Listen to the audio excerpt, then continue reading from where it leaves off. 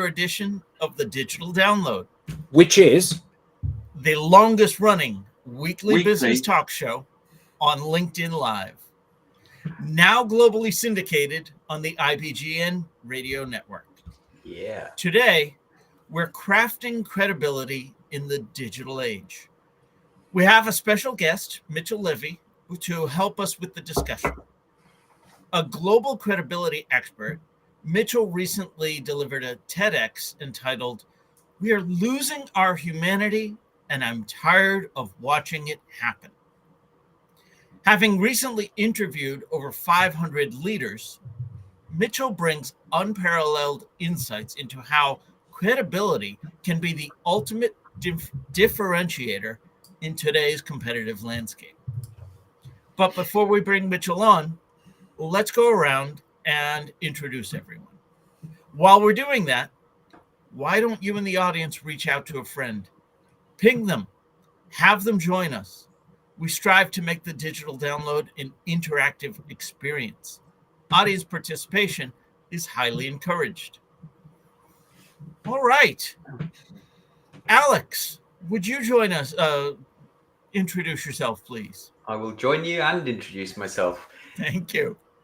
So my name's Alex Abbott, occasionally known as the bearded sales guy, depending on which digital corridors I'm walking. So I'm the founder of Sapiro, and I'm particularly interested in this topic today because I don't know if our guest Mitchell is in the green room and he can hear us yet, but I wonder if he's heard of Dr. Julian Birkinshaw and the work that he's done around the competitive advantage and the importance of human beings being human and leveraging their personality on digital. But I'm also a proud DLA Ignite partner. Excellent. Welcome. Thank you. Adam, good morning. Good afternoon. Good evening. You're on mute, Adam. Schoolboy error. Yes, hello everybody. It's good afternoon for us in England. I'm Adam Gray, co-founder of DLA Ignite. And this is a fascinating subject, so I'm really looking forward to delving into this today. Absolutely. And Andrew's checking in. Andrew Slesser says, good morning, good afternoon. Hi, Andrew. Thank you, Adam. Tim. Welcome, everybody. Yes, my name's Tim Hughes. I'm the CEO and co-founder of DLA Ignite, and I'm famous for writing the book Social Selling Techniques to Influence Buyers and Changemakers. And I'm particularly interested in watching and talking with our guest today. Having watched his TED Talk, I particularly like the research that he did with influencers, where many of them didn't even turn up to the call he had. So I thought that was they lost their credibility. Yeah. So I'm really interested in talking today. Yeah. Excellent. Thank you. And I'm Rob Durant, founder of Flywheel Results, a proud DLA Ignite partner, and I'm not famous for writing anything. Yes. Yeah. As I said, what are you working on, Rob? I am working on a book. I am working on Stop Pitching and Start Selling. Oh. The Social Enablement Blueprint. Yeah. Nice. So, due fall of 2023. Yes, I know. We've had that's autumn for our UK listeners. Yes. That's back in time for everyone listening. Anyway, I digress. As I said, this week on the Digital Download, we'll speak with Mitchell Levy. Mitchell challenges the conventional wisdom that defines business success and instead maps out a profound shift towards practices grounded in credibility. Let's bring him on. Mitchell, good morning and welcome. Hi, Mitchell. It is great to be here. What a beautiful intro. I'm feeling honored. Thanks for having me. What time Absolutely. is it with you, Mitchell? It is 6 a.m. It is early for normally I'm only awake at this time if I stayed up. not right here. Nice. Mitchell, it's great having you here. Thank you so much, especially for this ungodly time. But we wanted to start by having you tell us a little bit more about you and how you got here. So I've been in. Thank you. Well, let's just start with the most important stuff. Happily married for 34 years. Have a son who's 25. I've been in Silicon Valley for 35 years. I've started 20-ish companies. I have sat on the board of a NASDAQ company for 9 years. I've some of the companies that I currently still run. I have 4 publishing companies. We've published 750 books. I have created executive business programs for 2 different Silicon Valley universities. 2021, I was asked to join Marshall Goldsmith's 100 Coaches organization, so I do executive coaching. And I think the thing that is probably, and that's all, we'll just say that's all stuff, okay? When I think about who I am, I think about I love my best to challenge the status quo, to create simplicity and do it in a container of trust. And so everything that I do is focused around that. And have some really cool programs that got initially birthed out of the credibility research I've done, and then had a major upgrade about 3 years later. Okay. Wow. Awesome. Thank you for that. Mitchell, I wanted to start with a foundational question. What's the problem with the conventional wisdom that defines business success? God, that's a really broad question. Would you narrow that a little bit or give me context? I mean, I love the question, and I could answer it, and I'm not sure if I'm answering the right question, so try it again. Well, that's the beauty of this question. It is intended to be broad to let you go in whatever direction you want to go. That's a little inside baseball. But what I'm wondering about... Happy to take it, but, you know. Yeah, what I'm wondering about is when you, like in the title of your TEDx, we're losing our humanity, and I'm tired of watching it happen. So what is getting us there? Is it business success and how we define it? Is it that we're just chasing the wrong things? What is causing you this angst, I suppose, is the real crux of the issue. Yeah, okay, you've narrowed it down. I have 2 different approaches, so I'll get to at least one, and maybe we'll get to another. We have time for all of it. In terms of us losing our humanity, you look around at a number of the world leaders, and what you're seeing is getting things done despite being polite, being kind, being focused on the human dignity is losing. And so from a business perspective, what that really means is many people have been taught how to do things in a really difficult way. And a lot of times it's some consultant or some coach who makes it more complicated so they can charge more money. And so what happens a lot of times, all of us, I'm sure at some point in time has been approached by someone who's done work in the past by Tony Robbins, and they've created a multi-million-dollar event, and they've created a funnel, and then for 15,000 or 15,000 quid, they can actually get the funnel for them. Now, it's quite possible that they started off with something that worked. That said, that's not necessarily going to work for you in this time or for your audience. And so what happens is we are continually selling those people who are marketers, marketing cookie cutter approaches. So solutions that may generically work for some people, but don't really work for most. And so COVID allowed many marketers to actually be able to sell because everyone was looking for the next right answer. And even though the answer may sound good, it may not be the right answer for them. And so I think what happens is we've made life way too complex, and we forgot the fundamentals that we were taught when we were younger. I love how you say that we're being sold the solution, and so often that's what we're looking for, isn't it? And not the process, but the result. Do you How guys do you?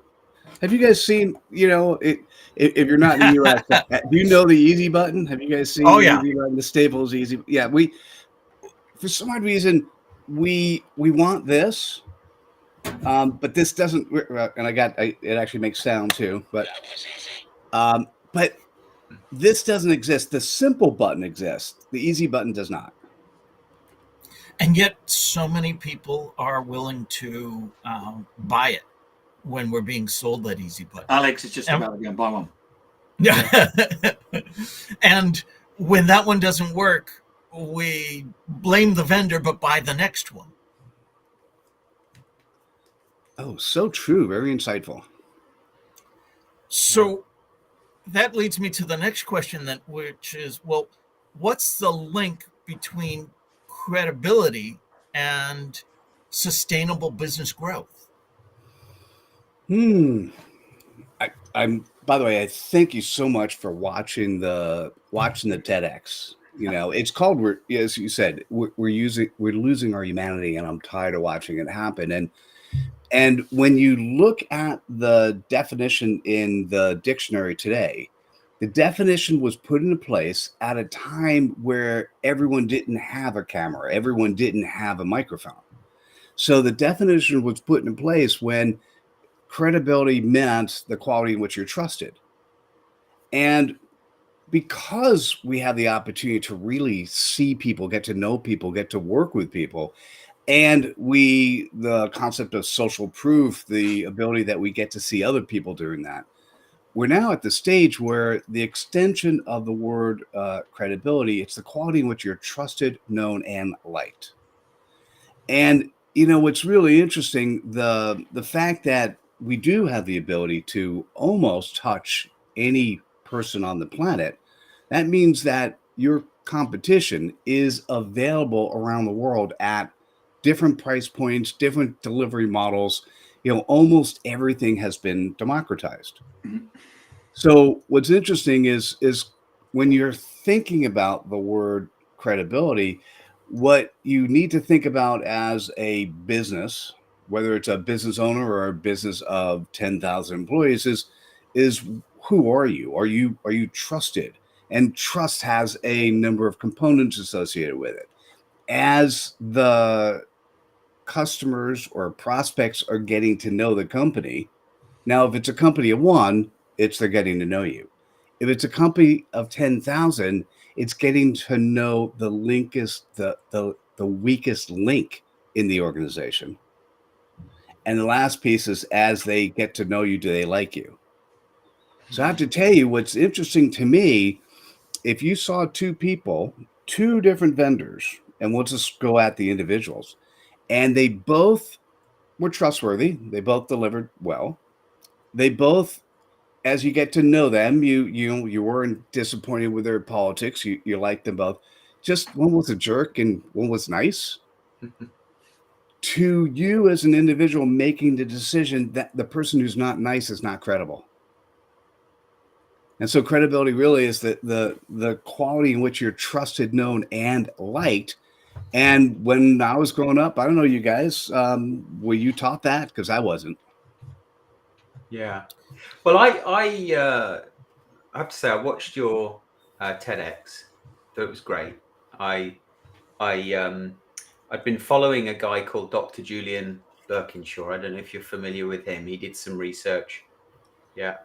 Oh no, I was going to say, I am actually getting a PhD. I'm done with the coursework and about to start the dissertation. And it is on clarity. And I looked him up. So I hadn't heard. Thank you for saying it in the preamble. I looked him up, and I will make sure he gets quoted in my in the dissertation, and I'm sure there's going to be a lot of stuff to learn. But I've not met or heard him prior to you saying something. Yeah. So he did a presentation which is on YouTube back in 2014, and he was talking about the fact that we are exiting the knowledge era and we're entering the post-knowledge era. And when you think about AI and how generative AI has helped to make knowledge and insight become a commodity, really. This idea of using insight and your knowledge as a competitive differentiator to open new doors with your target audience is no longer working because everyone's doing it. And so, to your point, Mitchell, I think businesses have a great opportunity to empower their people to develop their personal brands and create content that makes them stand out and look different, ultimately creating a competitive advantage for the company that they work at, because people are unique. Not any one person is the same. Alex, I absolutely love that. You gave me at least 2 or 3 things to jump off of. First of all, I agree with you. What I often say is that thought leadership is now ubiquitous. Just like, Rob, doing a book, we've published 750. I've written 65. Book publishing is ubiquitous. Anyone who wants to really can, right? And on thought leadership, anyone who could write and craft the appropriate prompt can appear, double quotes, can appear to be a thought leader and be able to have the information they need. When you take it like you mentioned and think about it from a company perspective, command and control does not deliver the type of solution you need, because you don't need, in today's world, a number of people who are just following orders. Because if they're just following orders, they're not engaged in the organization. They're not enjoying what they're doing. The lie we were told, this is a lie we were told. You're born, by the way, when you're born, you're so creative when you're young and you're looking forward to life. And then you get put into school. Most of your creativity is beaten out of you. And then you put into the workforce and you're told, hey, you should work in a job your entire life. And when you're done, you could retire and you'll have enough money to enjoy what you want to do. Well, that worked maybe in the industrial age. That does not work now, because if your employees are really empowered to be successful, you could really make 1 + 1 = 11. Your employees can make the sum of the parts so much greater than the whole, but it requires a completely new management structure and approach to how you're running a business. So you touched on an incredibly simple concept, and you highlighted it in a lovely way. So you've got two potential vendors. They're both credible. They've both got insights. They've both got great CVs. They're both good at delivering this. All of that stuff, which is hygiene out in the marketplace. And unless you're very unlucky, most people can do most of these jobs competently well. And the reason that I shop with you is because I like you. Actually, that's the differentiating factor. So, I mean, that is a masterclass in stating the obvious. However, why is it that the number of people that actually action that understanding that it's stating the obvious is so tiny? We spend our whole life talking to organizations that are digging themselves deeper and deeper into a hole, and we say, here's what you need to do, and they go, yeah, you're probably right, but I just need to keep digging because this is what I know. So why are people so reluctant to say, actually, Mitchell, I like you. You're somebody that I want to do business with. Oh, well, if I feel that way, maybe everybody else feels that way, and maybe that should influence my behavior. Why don't people make that jump?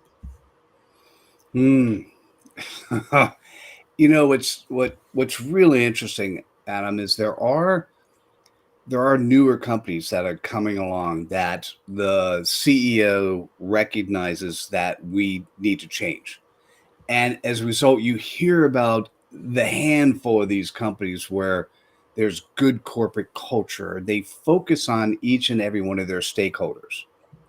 So when I did till now get an MBA, and when I was reading all the books, one of the things that I read, now this is a handful of years ago. I have a couple gray hairs. When I was reading the books, what they talked about was how important each and every stakeholder was, and how important customers were. And almost I've been an entrepreneur since 1997. Almost every company that I worked for, although the words might have been, "We care about our customers," almost every company put processes in place that the customer service department had the least amount of funding, and they were at least prepared to be of power to the customer. And sometimes, so when you're at a large company, 10,000 employees, 100,000 employees, now you're at the whim of which the management is trying to optimize how much revenue comes into place, so that, and if it's a public company, so that they can, on a quarter by quarter basis, show the metrics that will allow the investors to want to invest more. So they're not actually working for all stakeholders. They're focusing on one primary stakeholder, which is the stakeholder that says, how much is the company worth? If you step back, and now let's go back to a smaller firm.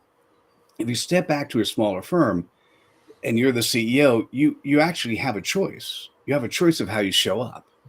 And it is as simple as saying, "Hey, I'm waking up tomorrow," and I a great example. There's a firm that I'm in conversations with right now, and for the last 25 years, the previous CEO was focused on one thing, and that was, "Hey, we will run our company in a way that the squeaky wheel, the customer that yells the most, is the one that's going to get service." You could only imagine what the internal organization is like, because everyone now recognizes that whoever yells most gets the most. So you could only imagine employee engagement's not high. You can only imagine that it's not a fun place to work. Now, if you got 25 years of experience doing that, how do you change that overnight? And it's basically a refresh. And what I'd like to say is how, to me, the most simplest way, I really love the word simple, right? So the most simplest way to do that is to step back and go, what playground does this company play in? What is the most simplest way we could think about who this company is and how they show up? Because one of the easiest ways to empower your employee base is that you say, "Hey, this is what we do. You're now empowered to do it." We've heard many of the stories where you look at the airlines that do a great job of customer service. You look at the hotel industry that has done a great job of customer service. In many cases, what they said, "Hey, the customer is always right, and you're empowered to spend this amount of money when there's something that's wrong. And by the way, we want to highlight that and show that to other employees. How do you make sure you do it? What are the stories? What have you done recently to make your customers excited?"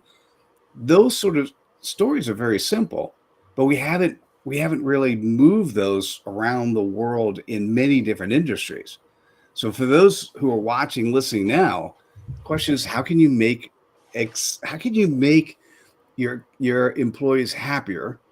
And I'm just going to throw something out there.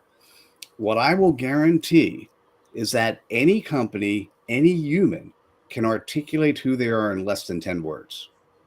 And that level of simplicity is something that will allow you to permeate everything else that you want to do. Wow. So I'm going to take you up on that then. What are some strategies professionals can use to enhance their credibility of their digital footprint? You said 10 words or less? Tell us more about that. And I'm going to add to digital footprint is one thing. And then I'm going to say it's also how you show up.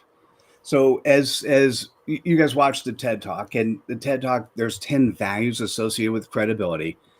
And there's one value in there that was listed twice.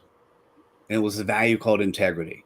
Now, by the way, what was funny, guys, is the TED Talk you saw was who I was 3 years ago after the research. The book, Credibility Nation, is who I was 3 years after the research.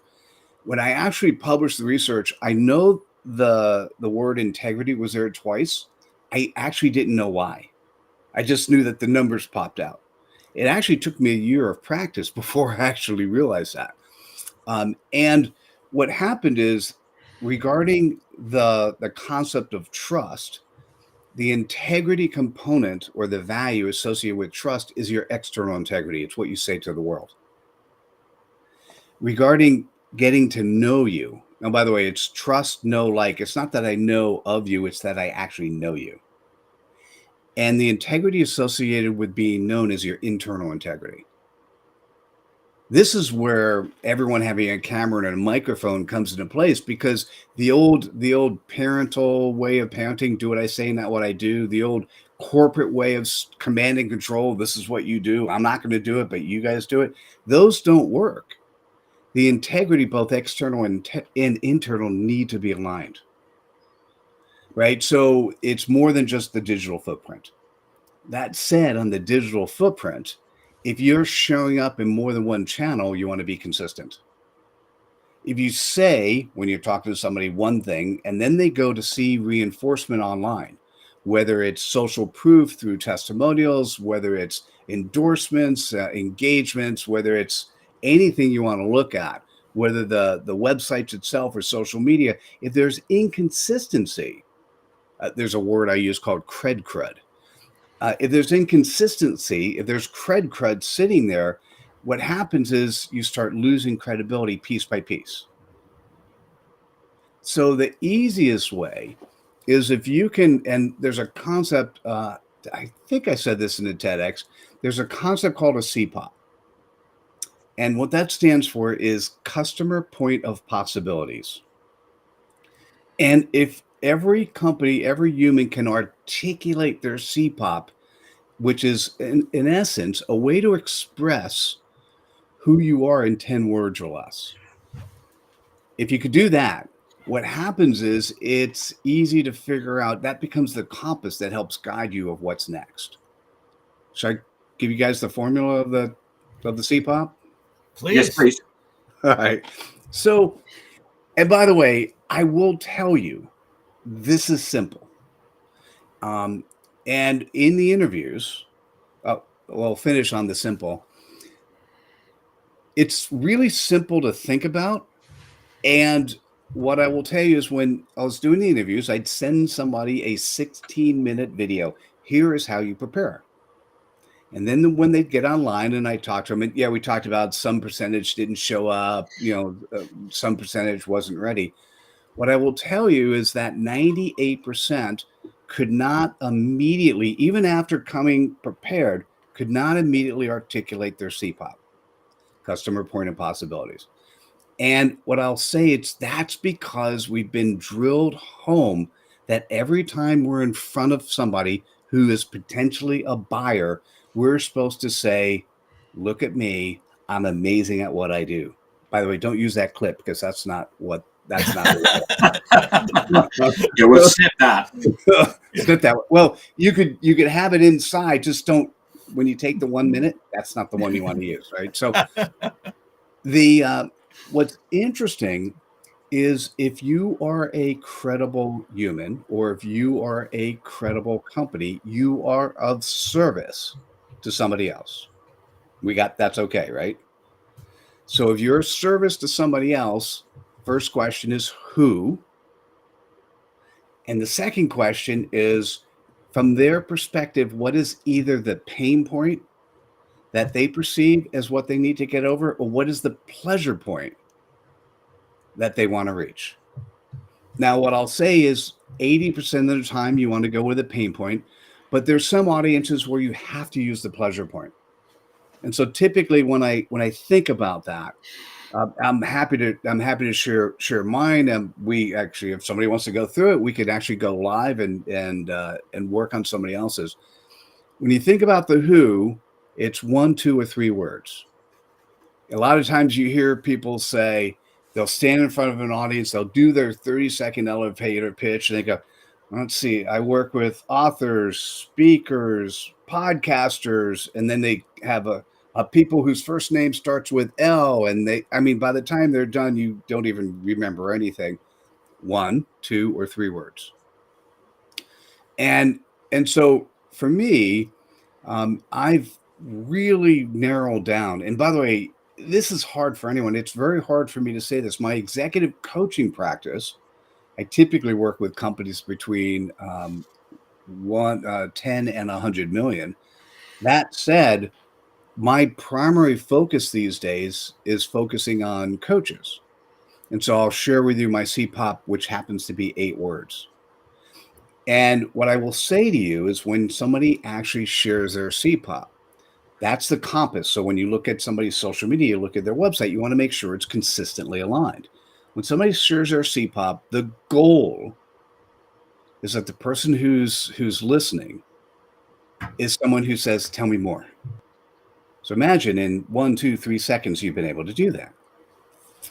So for me, my CPOP, coaches who've created a job, not a business. Okay, I'm waiting for the tell me more. Tell me more. All right, thank you. Now, when you're in an audience like this, normally you would just say, hey, let me tell you a little bit more about that. So coaches, and you've looked at all the coaches around the world, and many of them came into play with COVID. They have been taught how to do transformation. There's so many different approaches, and people who will say, hey, listen, I will help you. And then they'll teach other coaches, I'll help you to go from A to B. That said, so many coaches have never been taught how to run a business. They're not entrepreneurial. They don't know how to do business development. And so most of their business comes in from referrals, and their referral network is hot or not, and they just don't know. So I have a complete system that's a done with you approach that allows a coach to become an entrepreneur and have a continual stream of people they're talking to who become referral partners and customers. That tell me more fit into a bucket. Now, depending on who I'm talking to, it works for, now it's really hard for me to say just the word coaches, because it actually works for coaches, consultants, and any smaller businesses where there's 1 or 2 primary rainmakers. But that said, one of the things that happens is the who. One of the conventional marketing cookie cutter approaches we've been taught is let's make our net so wide that the more people we say we service, eventually we're going to say something that the person who we're talking to is going to say, hey, that's me. I fall into that. That is a marketing cookie cutter approach we've been taught. What I'm going to say is the more narrow you could be, the more focused you could be, the more clarity you have, the better chance the person's looking at you and saying, hey, you're really credible. A good example, one of the people in my program, her CPOP, successful women, heavy with regret. All you have to do is hear those words and you go, I know somebody. I'm like that. And then, if you're sitting with her and talking to her and you happen to be a male, not a female, you might, hey, can you work with me? She then has the opportunity to say yes if she wanted to. That's typically she works with successful women, not men. Right. And so the more narrow you could be, this is against conventional wisdom, the better opportunity that you're perceived because of the clarity that you're perceived as being someone who's credible. Was that helpful? You let me go for a little bit, but was that Mitchell? Mitchell, could you? That was really useful. Thank you. Could you remind me and go through what CPOP is? Absolutely. So it stands for Customer Point of Possibilities, and it is they're really it's 2 pieces. Now, by the way, I have there's a lot of stuff. If you looked it up, at the moment, no one's really using it in this way. So I've got an online course. We do ongoing activities. We help people. I do a 90-minute session once a month. We do have a course you can go to and do it yourself. It's really 2 pieces. First piece is who, 1, 2, or 3 words. So it's who do you serve, and as narrow as you can define that. And the second piece is either the pain point or the pleasure point. So successful women, heavy with regret, pain point approach. Coaching. Sorry, go ahead. Sorry to butt in there, Mitchell. No, that's right. Just so lovely to hear this, because I've been playing around with my own CPOP for a little while. Awesome. I wonder if I could share with you what I think it might be, and you can tell me whether or not it's on the money or needs more work. I would love that. That'd be fantastic, Alex. So, and I've just deleted 1 word, so it's 10 words. Okay. Eliminate poor mental health from sales. Make sales fun again.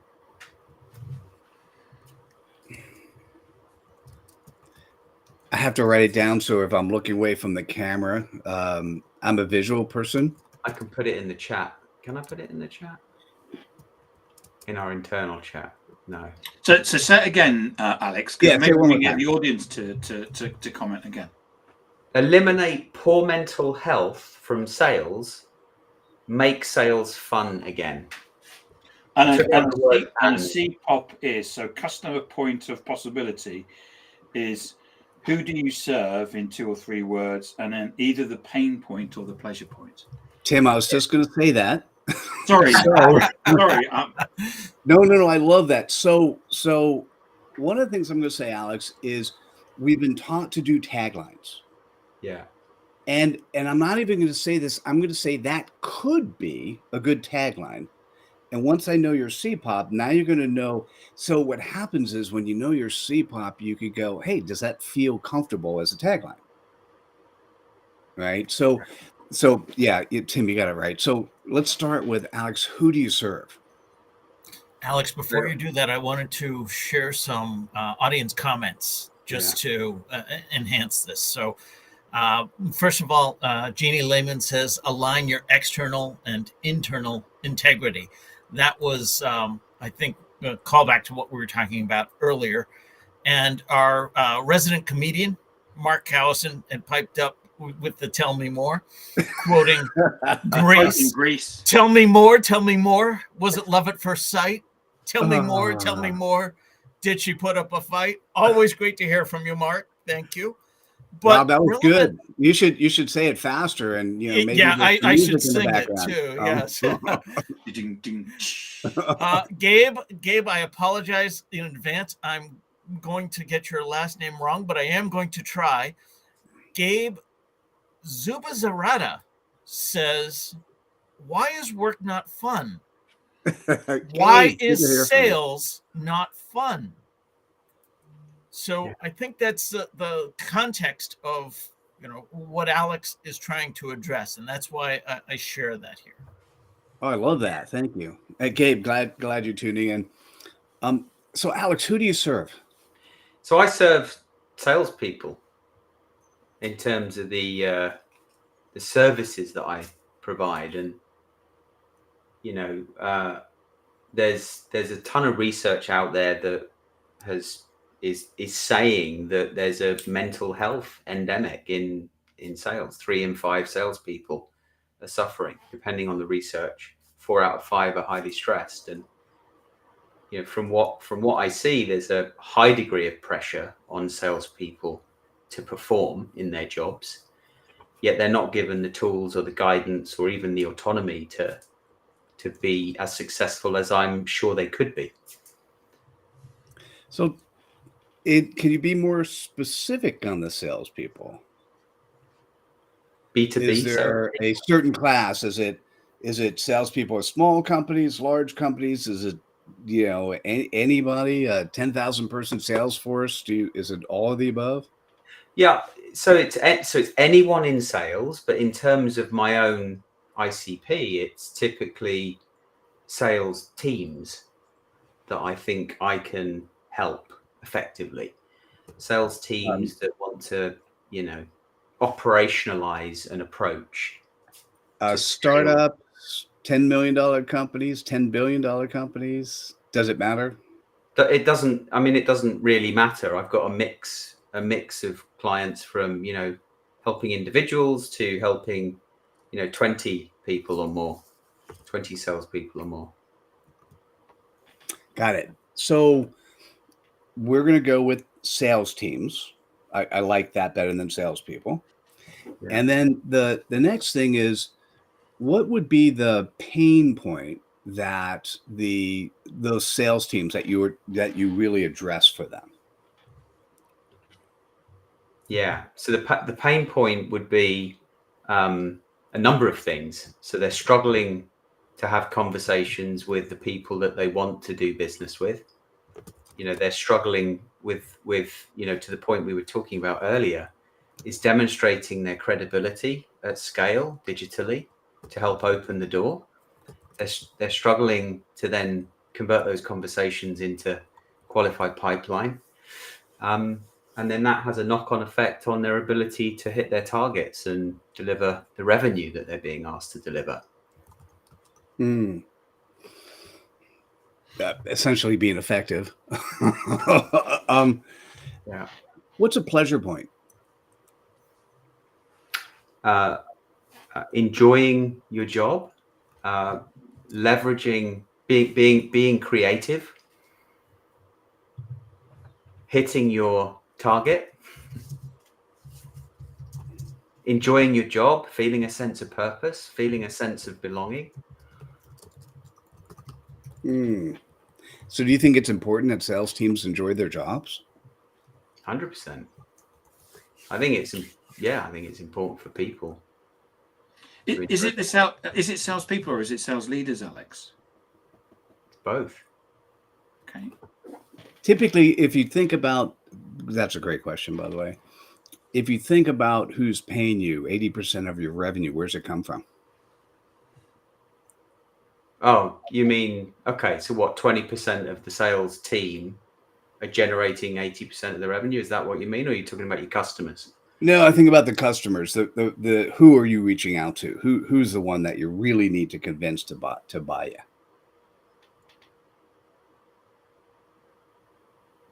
Yeah, usually the budget holder, but other influencers along the way.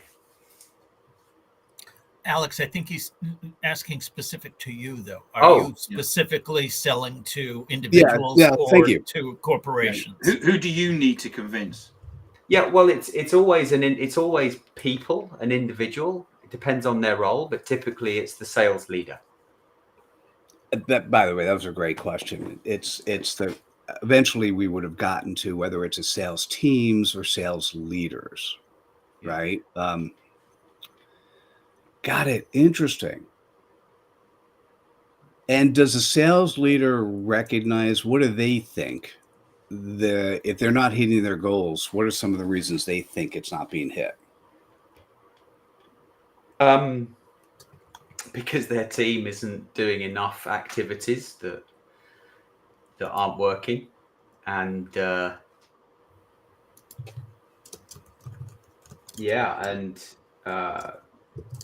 I mean, it could be a whole host of reasons that could end up being excuses, but I think a lot of the time they don't know. It's normally, isn't it? Because the sales team are busy and working really hard, but they're working hard on the wrong things. So the things that they're doing are not driving success, and the things that they should be doing that might drive success, they're not focusing on. That's longer than 10 words, Adam. I'm sorry. Is it? 10 pages? Oh, well, there we go.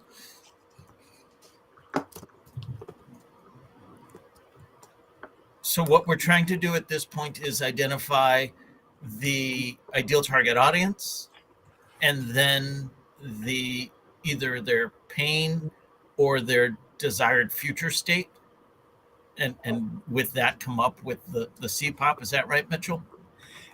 I have two I'm going to share. And so normally what'll happen is I'll give you a couple that you could think about, right? And then as you start thinking it through, we could narrow it down. but it's going to sound a whole lot better or different than eliminate mental health from sales, make sales fun again. I mean, as much as like, I think that's a great tagline. It may actually fit in either of these sales points. Yeah. Robert actually made a comment that got me thinking, which is, where's it gone? You started with the pain, Alex? Alex. Could I even keep it as simple as just reversing the sentence? So, make sales fun again, eliminate poor mental health from sales. Oh, so I love that as a tagline. Okay. I love that as a tagline. So what I would say is and I, by the way, agree, I'll give you let me move this over to this side so I can at least look at the camera while I have to see it and write it down. So I would tend to lean towards the pain point. The problem with the pain point is it's potentially harder for the sales leader to want to agree with it. Right? That's why the tagline is positive. So you may end up, because of ego, you may end up going with a pleasure point versus pain point. Mm-hmm. But let me give you both. Okay. So as a pain point, you might be able to do something like sales leaders not knowing why they're missing the goal. And what I would do is I'd probably put not knowing in double quotes. So sales leaders not knowing why they're missing their goal. That would be a CPOP, because the concept of a CPOP, it doesn't say anything about you. It just happens to be a playground you play in. Okay. The positive one, which is kind of interesting, sales leaders excited at the board meeting. Sales is nice. I like that. It from an ego perspective, in this, when you're dealing with sales leaders, huge egos, pleasure point will typically, when you're working with CEOs, typically pleasure point works better than pain point. Then, Alex, if it turns out that your CPOP is sales leaders excited at the board meeting, your tell me more is something to the extent, most sales leaders today have been taught incorrectly. They've been taught to beat into their sales teams all the things that make the job not fun. And if it's not fun, they can't relate, not just to themselves, they can't relate to their audience. And if they can't relate to the audience, they're not making the sales they need to make. If you did nothing more than align how you're helping the salespeople get excited about who they are and what they do, when they come to work and they're happy, they're having better conversations, they're meeting their goals, the sales leader is a whole lot happier when they're at the board meeting. Yeah. Okay. Like those. Thank you. Alex, thank you for stepping up. Thank you for that was really good, Alex. the CPOP live. Yeah. Yeah. There we go. Put you and me on the spot, Mitchell. Yeah. I'm sorry, say it again. I said I put you and I on the spot, but I learned from that. Thank you very much. Oh, I appreciate that. No, it's well, first of all, this may not be 100% right for you, but we had a chance to play. Yeah. Right. And what'll happen is, normally what happens if you go to sleep tonight, you wake up in the morning and you go, oh my God, that's really it. And by the way, if that's it, I can guarantee you, when you go to your website and you go to social media, you're going to go, holy cow, I need to do a lot of changes. Everything changes. Now, by the way, the CPOP that you mentioned, or the tagline you mentioned, fits real well into that CPOP. I actually try to use it in the Tell Me More. Yeah. I'll just give one more thought. The Tell Me More, you never have to memorize. The CPOP becomes your that is your compass. And as a compass, it's going to help you show up both on and offline in a consistent way. But to Tell Me More, you want to make and share in relation to the audience you're talking to. Okay. Right. So, Adam, that's why you like the board, because you probably sit in a bunch of board meetings and you're like, wait, how cool would it be if the salesperson was in the, glowing in the board because they hit the sales? Like, sales is what makes the company work, right? That would be amazing. And everyone's going to say, how'd you do that? I think what's really interesting is that what your process of doing a CPOP is less about sales pitch. And the majority of people, when they deliver their headline, whatever that is, it's my elevator pitch, it's how I introduce myself at an event, it's how I introduce myself online through my LinkedIn headline or my opening line of when I'm talking to someone. There's, in most cases, people use that as an opportunity to distill their sales pitch into one line. And this is quite the reverse of that, because when you start pitching to me when I don't know you, I'm going to go, "Oh, I don't like that very much." And this is absolutely about speaking half a sentence to somebody, where they're leaning forward and they're going, "Well, go on then." And I love the thinking behind this. Really good. By the way, thank you so much for summarizing it in a much better accent than I have. Sadly, the accent is all I have. I doubt that is true at all. Mitchell, we have just a few minutes left. Please tell us, how can people learn more about you? What do you have going on these days? So the easiest, one of the things that we all do as mistakes is we'll iterate a gazillion different places for people to go. And by the time you hit the second or third, you don't remember anything. So it's Mitchell Levy. So it's 3 L's, MITCHELLLEVY.com. And that will get you to wherever you need to go. If you're in an organization, you're like, "Hey, Mitchell, we need to talk," you can get to my calendar. Once a month, we are doing 90-minute clarity sessions. I guarantee everyone will leave the room with their CPOP. I've got a membership community called Credibility Nation. You could take a asynchronous course. It's an hour long and get that yourself.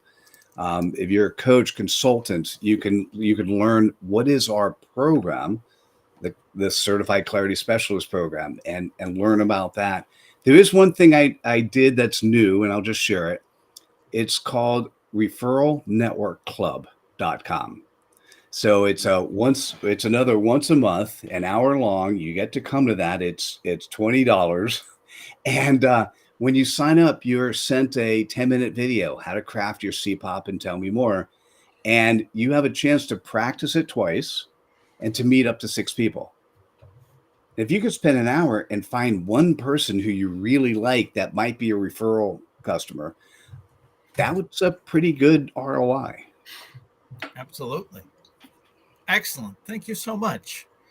you're I welcome. wanted to share with our audience, we now have a newsletter. Don't miss an episode. Get show highlights, behind the show insights, and reminders of upcoming episodes. Click the QR code on screen here or visit us at digitaldownload.live and click on newsletter. On behalf of our panelists, to our guests, to our audience, thank you very much, Mitchell. This has been fantastic. Thank you, Mitchell. And Brilliant. we will see you all next time. Thanks so much for having me.